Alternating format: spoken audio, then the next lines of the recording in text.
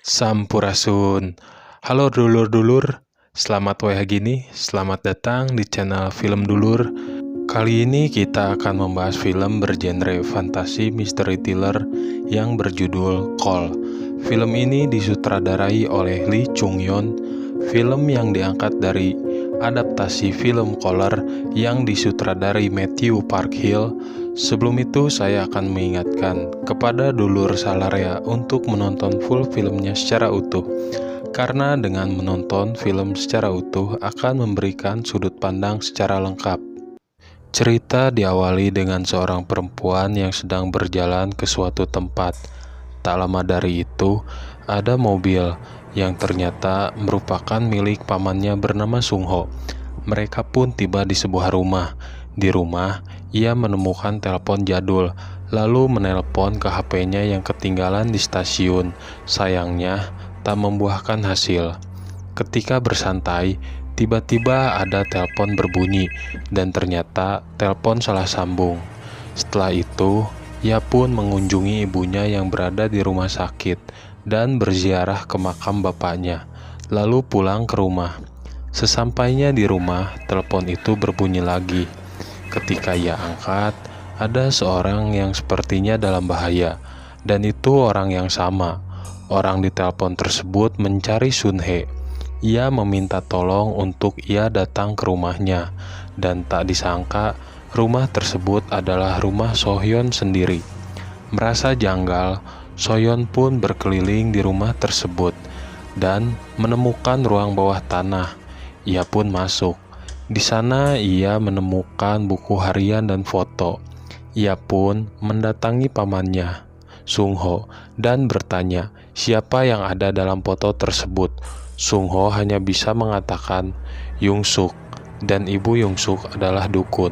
Sohyeon pun pulang. Di perjalanan ia melihat toko bertuliskan Sun Hye, namun ia tak menghiraukannya. Sesampainya di rumah, telepon itu berbunyi kembali, lalu terputus. Berbarengan dengan itu, ada perempuan yang diseret, dan nampak kejadian di rumah itu seakan terhubung satu sama lain. Setelah itu, Yung Suk menelpon Sohyeon. Kali ini, Sohyeon lebih mengerti apa yang sebenarnya terjadi. Ia memberi bukti-bukti bahwa ia orang dari masa depan. Bukti tersebut berupa catatan atau tragedi yang belum terjadi. Yung Suk yang merasa aneh lalu mematikan teleponnya. Dan benar saja, apa yang dikatakan Sohyeon benar terjadi. Yung Suk yang tertarik mulai menanyakan hal-hal di masa depan. Lalu mereka semakin dekat dan akrab. Adegan pun berganti, memperlihatkan tanggal 21 November 1999, di mana Sohyeon yang masih kecil dan kedua orang tuanya yang masih sehat dan hidup.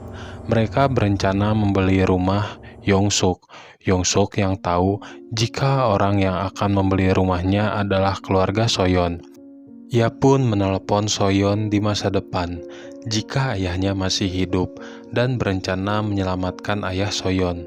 Ketika tanggal 27 November 1999, tepat di mana ayah Sohyeon akan meninggal, Yung Suk pergi ke rumah Sohyeon di Seoul untuk mematikan kompor gas.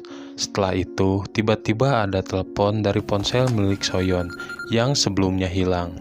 Dan juga ruangan di rumah tersebut berubah. Tak disangka ayah Sohyeon masih hidup. Adegan pun berlanjut saat Sohyeon dan Yung Suk berteleponan. Ibu Yung Suk mengetahui hal tersebut lalu mengikat Yung Suk dan melakukan praktek eksorsis. Seolah-olah Yung Suk ini kesurupan. Sohyeon yang mengetahui hal itu lalu mencari tahu apa yang akan terjadi, dan ditemukanlah artikel berita pembunuhan Yung Suk yang dilakukan ibunya. Sohyeon pun memberitahu kepada Yung Suk jika ia akan meninggal oleh ibunya. Dan benar saja, ibunya mendatangi kamar Yung Suk dan menusuk-nusuk ke tempat tidurnya. Untungnya, Yung Suk tahu ia bersembunyi sebelum kejadian. Yung Suk yang kesal mengambil pisau tersebut dan menusuk ibunya. Adegan selanjutnya, Paman Sung Ho yang main ke rumah Sohyeon dan membawa stroberi sebagai oleh-oleh. Di sisi lain, Paman Sung Ho yang masih muda mengunjungi Yong-suk dan juga membawa stroberi kepada Yong-suk sebagai oleh-oleh. Ketika Sung Ho akan memasukkan stroberi ke dalam kulkas, tak sengaja ia membuka plastik yang berisi potongan tubuh.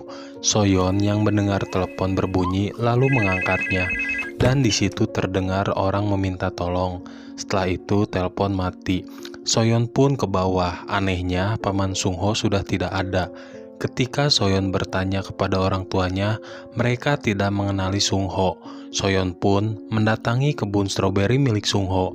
Sesampainya di sana, Soyeon hanya menemukan kebun stroberi yang sudah terbengkalai. Ia pun mendatangi kantor polisi dan menanyakan kepada petugas di sana. Dan hasilnya, Sung Ho sudah lama meninggal dan pelakunya adalah Yong-suk. Di sisi lain, terlihat polisi yang mendatangi rumah Yong-suk menanyakan keberadaan Sung Ho. Yong-suk yang panik lalu menelpon Soyeon untuk meminta bantuan. Soyeon yang sudah tahu jika Yong-suk pembunuh Sung Ho menolak. Tentu saja itu membuat Yong-suk sangat marah. Setelah itu, tak disangka ayah Soyeon dan Soyeon kecil mendatangi rumah Yong-suk untuk kesepakatan pembelian rumah. Yong-suk yang kesal akan perbuatan Soyeon sebelumnya tentu ingin balas dendam. Ia pun mempersilahkan mereka masuk ke rumah. Di sisi lain, Soyeon dan ayahnya sedang berkendara dan tiba-tiba ayah Soyeon memudar hingga menghilang. Tentu saja perbuatan itu ulah Yong-suk yang telah membunuh ayah Soyeon. Soyeon pun pulang ke rumah dan tampak rumah tersebut kacau kembali.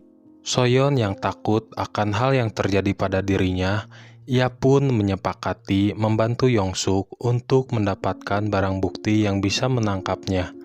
Soyeon menyuruh Yong-suk untuk mendatangi sebuah tempat yang ternyata tempat itu akan terjadi kebakaran. Tujuan Soyeon itu untuk menjebak Yong-suk, namun sayangnya Yong-suk selamat. Sebagai balas dendam karena ditipu, Yong-suk menyiram Soyeon kecil dengan air mendidih. Tentu saja itu berpengaruh kepada Soyeon dewasa. Soyeon pun mendatangi kepolisian dan mengambil berkas kasus Yong-suk untuk memastikan Yong-suk sudah ditangkap. Benar saja, terlihat di buku tersebut ada foto Yong-suk sebagai tersangka. Tapi seiring dengan itu, Yong-suk yang menemukan pisau barang bukti pun membakar pisau tersebut. Dan tiba-tiba foto Yong-suk dalam buku yang Soyeon pegang menghilang. Di sisi lain, ibu Soyeon yang khawatir karena suami serta anaknya belum pulang selepas dari rumah Yong-suk. Ia pun melaporkan ke polisi. Polisi yang sudah curiga dengan kasus kehilangan sebelumnya mendatangi rumah Yong-suk. Sesampainya di sana, polisi dan ibu Soyeon menggeledah rumah tersebut. Sampai ketika ibu Soyeon menelpon menggunakan telepon tersebut, tentu saja telepon tersebut terhubung dengan Soyeon. Ketika Soyeon mengatakan untuk pergi dari rumah tersebut, tiba-tiba leher dari polisi disabet oleh Yong-suk menggunakan pisau. Setelah itu, terjadi kejar-kejaran dan kini Yong-suk dalam dua dunia dalam satu waktu. Masa lalu dan yang sedang terjadi bersatu. Ketika Yong-suk akan membunuh Soyeon, tiba-tiba ibu dari Soyeon mendorong Yong-suk hingga terjatuh dari lantai 2. Setelah itu, Soyeon mencari ibunya ke rumah sakit, namun tidak ada. Lalu, ia ke makam. Di makam, dia menemukan nisan ayahnya. Setelah itu, dari belakang ada ibu Soyeon memanggil. Soyeon terlihat sangat terharu, dan mereka pulang. Ketika film akan selesai, tiba-tiba Yong-suk yang tergeletak membuka mata. Soyeon yang sedang berjalan dengan ibunya, tiba-tiba ibunya menghilang. Dan Soyeon yang tersekap, film pun selesai. Gimana? Mantapnya tuh filmnya. Film yang endingnya di luar dugaan ini memiliki alur cerita yang baik, sehingga saya sangat merekomendasikan kepada dulur-dulur menonton filmnya secara utuh. Karena mungkin dulur-dulur akan mendapatkan poin-poin di luar pandangan saya. Oke, segitu saja film yang kita bahas kali ini. Mungkin dulur-dulur ada saran dan kritik, atau mau request film lainnya, langsung saja komen di bawah. Hatur nuhun kepada dulur-dulur yang sudah mensupport channel Film Dulur dan meluangkan waktunya untuk melihat konten Film Dulur. Jika dulur-dulur terhibur, langsung saja subscribe agar mendapatkan konten terbaru dari channel Film Dulur. Sampai jumpa di konten Film Dulur selanjutnya. Sampurasun.